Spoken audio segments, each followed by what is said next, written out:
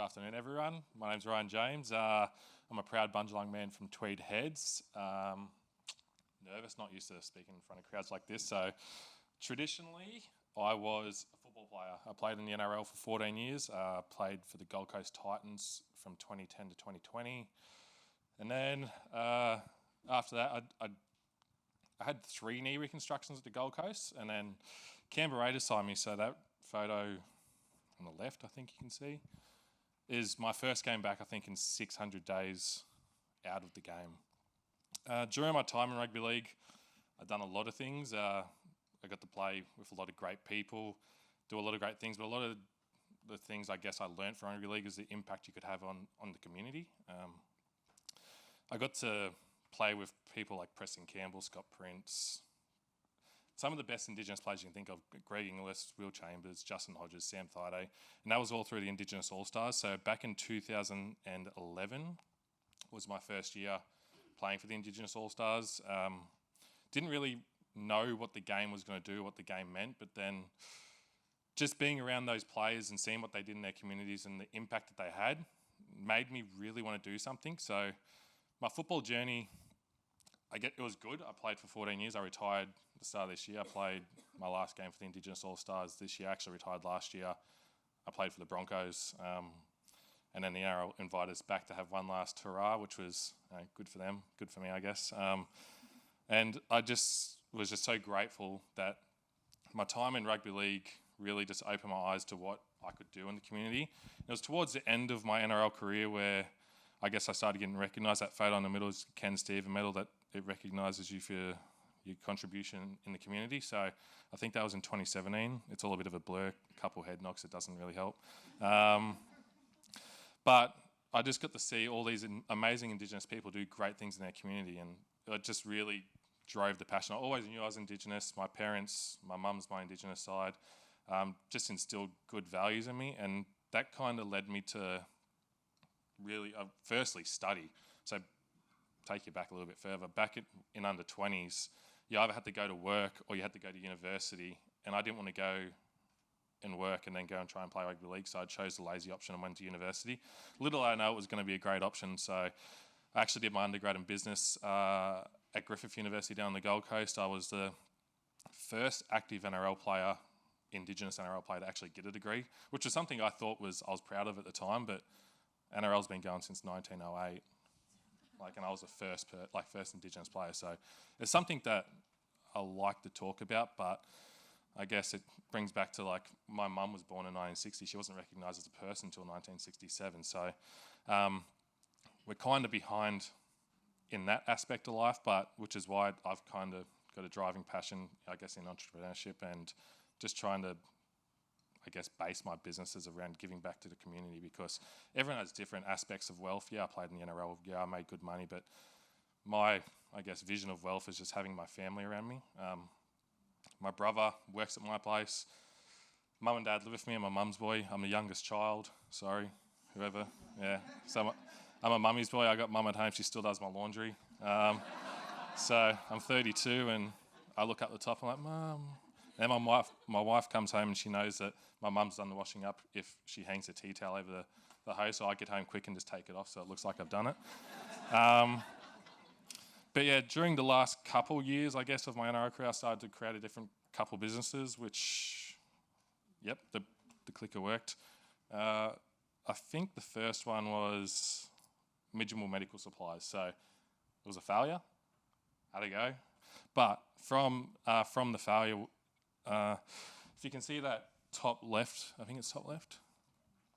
So we actually did a joint venture with Hoff Pharma. So the idea was, it was COVID.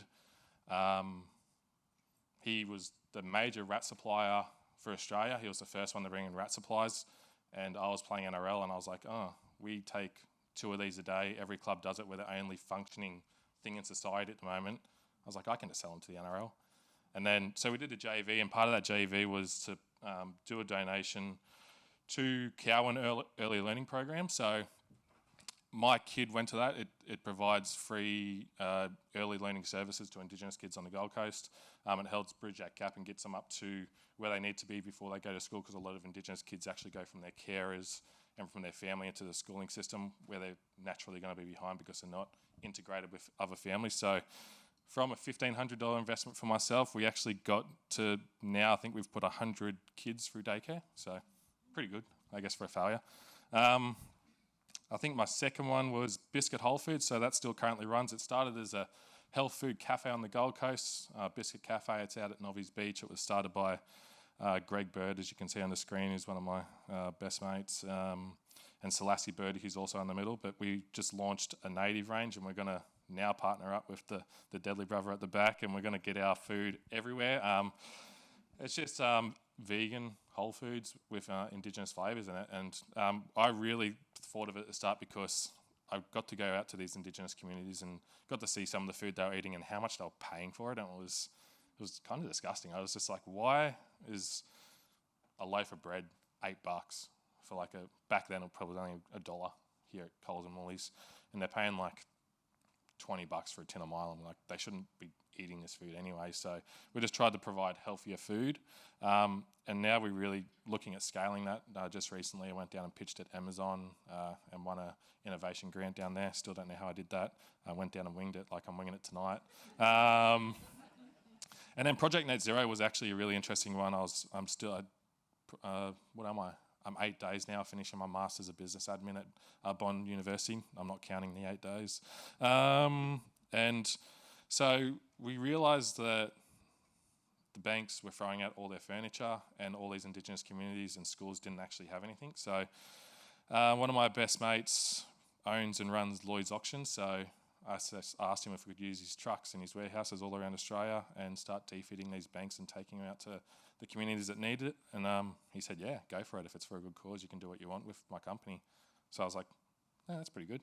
And I guess this last year we've diverted, I think, 100,000 kilograms of waste, and they've gone to what people thought was waste. Has gone to people that genuinely need it, that didn't have the resources. And we're helping kids, get through school and actually, be able to bridge that gap. What else is there? So I still currently work with the Broncos. I work in their, community program. So I help them with their Beyond Broncos program, helping the Indigenous girls from, I think it's year 9 to year 12, just bridge that gap and make sure that there's something for after it, which kind of annoys me because I look at the programs that they're running. They have a boys program, they have a girls program. Some communities don't have a boys or a girls program. And I was like, why is there not just a program for everyone? It's not taught at school. I wasn't taught about Indigenous history at school. I was lucky enough that my parents are Indigenous and my mum's Indigenous and she always taught me, but it just annoys me that they were creating a divide at school. I was like, why can't we just have something where it's not just Indigenous kids? If anyone wants to learn, just come in and learn. We're here to teach. We're the longest living civilization. I'm sure we've got something that might be able to help. We've only been here for 60,000 years.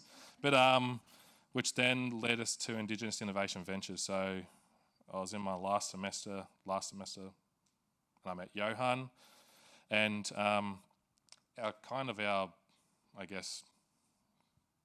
values aligned, and we decided to do our capstone presentation, which we did yesterday at Bond University. So, and that was for a First Nations Future Hub at Bond University, where we've got the go-ahead from the Provost, I don't know how you say it. And so it's just a First Nations hub where we can bring Indigenous entrepreneurs in to grow that sort of ecosystem. So I'm just lucky enough that I got to work as a football player. That was pretty cool. But then I've created great networks from that. And a lot of those Indigenous players, I still actively work on the Indigenous Players Association group. I head that up with Latrell Mitchell and Cody Walker. You probably know them. I was a less known name.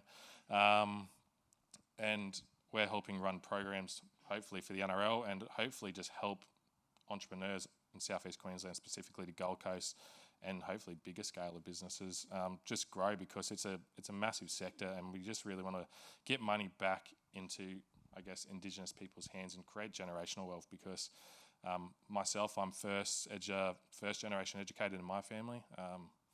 It's just something that we kind of passionate about doing. So it's a cool project.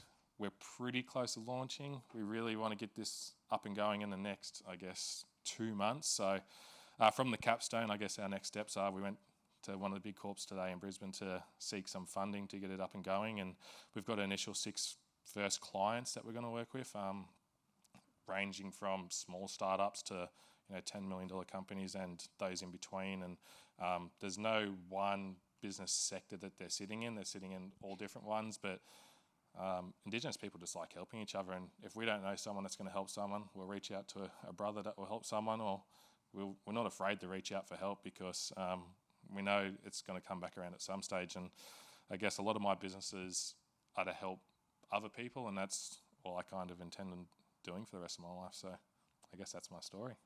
That's all my slides as well. I only had 4.